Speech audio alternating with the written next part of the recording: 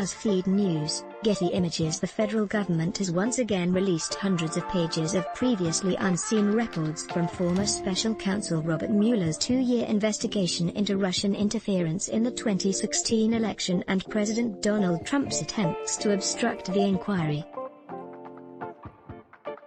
These documents, interview summaries known within the FBI as 302s, were turned over to BuzzFeed News and CNN in response to a Freedom of Information Act lawsuit.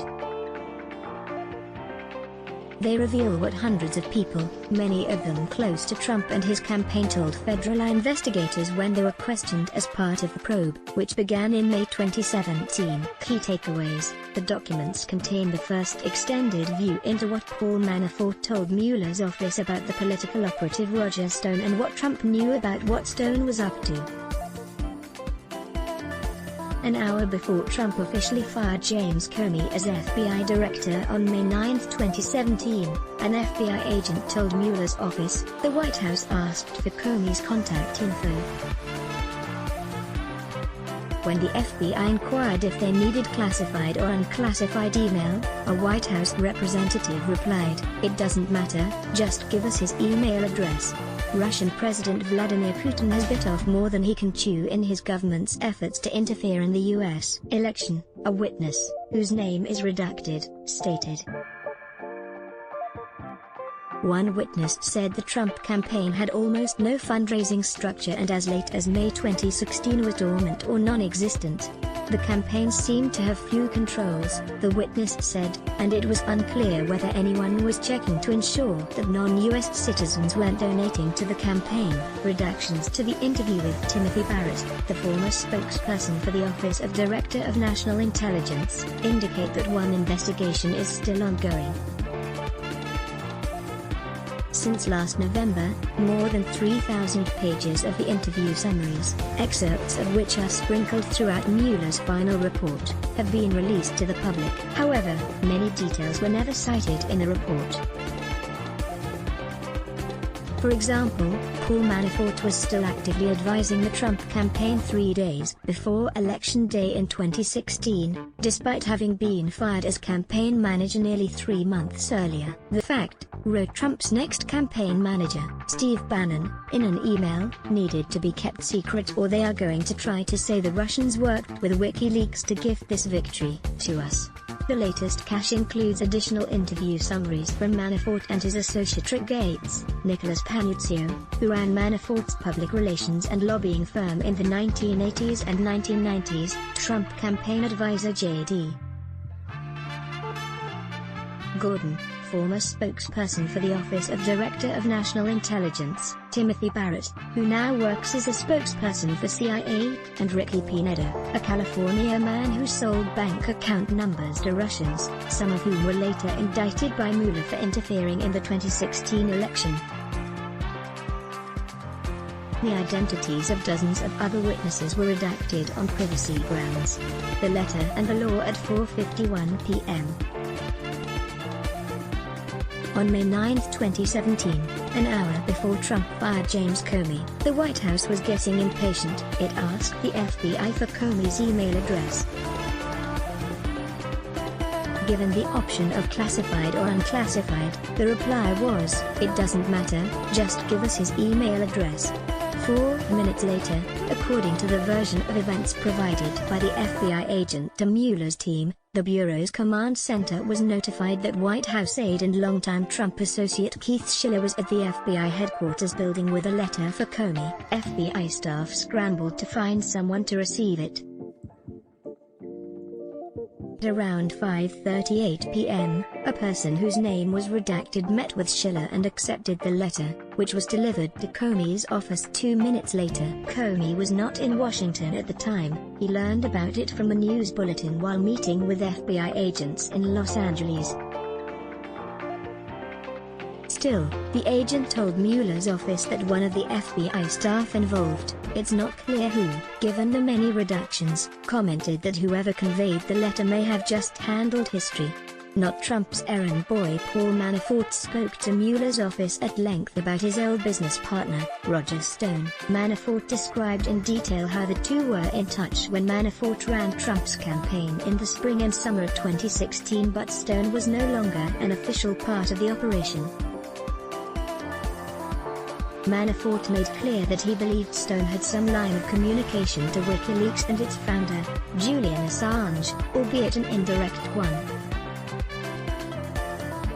On June 12, 2016, Assange announced that WikiLeaks planned to release a cache of Hillary Clinton's emails. Manafort said he told Trump that Stone had predicted it correctly, and Trump asked if Stone knew what was in them. Manafort said no. Manafort said he told Stone to stay on top of what WikiLeaks was doing, but did not mention that the request came from Trump, because he didn't want to be an errand boy. Manafort said Stone claimed to have no control over the October 2016 release of Clinton campaign chair John Podesta's hacked emails, but said he may have had advance knowledge. Manafort was confused as to the various people and hacks, according to the interview summary, and at one point asked Stone to walk him through it all. Clinton has bit off more than he can chew. A person whose name was redacted on privacy grounds was interviewed over the phone by the FBI on October 10, 2017. Portion of the interview was redacted, but the person told the FBI that in their opinion, Russian President Vladimir Putin has bit off more than he can chew in his government's efforts to interfere in the U.S.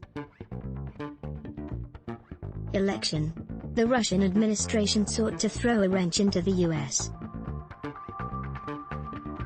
political process for what it perceived was a slight by the Obama administration in which Russia was not taken seriously, the interview summary said. Unorthodox fundraising. In another interview, an individual involved in fundraising for Trump whose name was redacted, told investigators in December 2017 that the campaign seemed totally unprepared to raise money or ensure that it complied with federal election laws.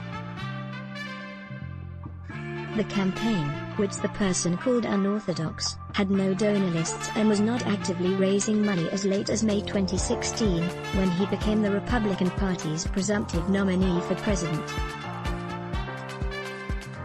The only activity was the campaign merchandise store, the interview summary said. Following a fundraiser hosted by Tom Barrack, the private equity baron and close ally of Trump, money began pouring in, but little attention seemed to be paid internally to ensuring that federal election rules were followed, including verifying whether non-US citizens might be contributing. The witness was asked but was not sure of what controls the campaign had in place for foreign, excessive, or other ineligible contributions, the interview summary said. An ongoing investigation. The newest entry in the interview summaries is Timothy Barrett, the former spokesperson for the Office of Director of National Intelligence who now works for CIA in the same capacity. Barrett was interviewed by FBI agents in the Washington field office on November 29, 2017. His connection to the Mueller probe has not been previously reported. He discussed with agents a phone call he received from Suad McKennett, a Washington Post reporter who wrote a book about the Islamic State. McKennett had queried Barrett about a story she had been working on, and she was seeking confirmation as well as guidance on if there were reasons she should not publish the story. Barrett told her he would ask around about the inquiry. Barrett then informed the Odny National Intelligence Officer for Russia Eurasia, the interview summary said.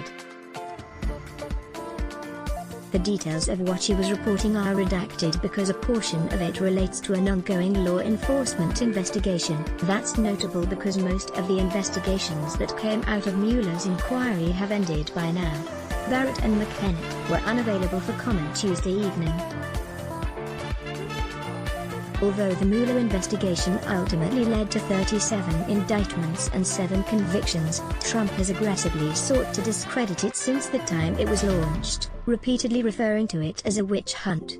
Those efforts have been supported by Attorney General Bill Barr, who has intervened in several cases related to the investigation, including the prosecutions of former National Security Advisor Michael Flynn and political consultant Roger Stone. The final 448-page Mueller report, released in April 2019, reflected only a tiny fraction of the information gathered by Mueller's team of federal prosecutors and FBI and IRS agents amassed over the course of the 2-year probe.